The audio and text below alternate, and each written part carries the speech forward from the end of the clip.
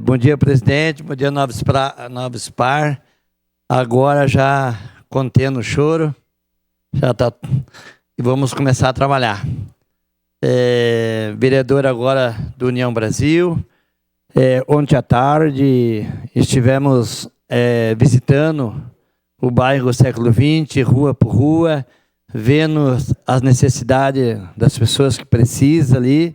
Também tivemos olhando as paradas de ônibus, estivemos fazendo uma análise no bairro, junto com o presidente o Jair Vargas, ao qual eu quero agradecer de ter nós recebido e conversado com a gente, um grande presidente do bairro Século XX, também a presidente Rafaela, ali do bairro Marilã, estivemos juntos também.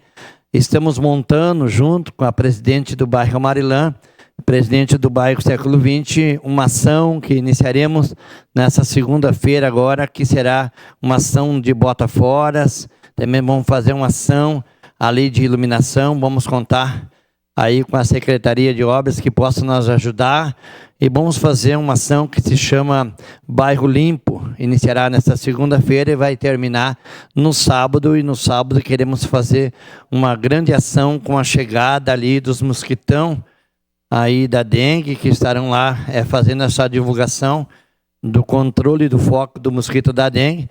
Estamos convidando a criançada para vir para a praça sábado que vem pela manhã, aonde também já vamos convidar o prefeito para estar com a gente, vamos convidar os vereadores que podem estar com a gente, para que nós possa fazer algo de bom e algo que venha ajudar aquela comunidade do bairro Marilã e bairro Século XX, que a gente vai contar com a ajuda dos presidentes de bairro ali e contar com a ajuda da comunidade que entenda nosso trabalho que vamos realizar dentro da comunidade.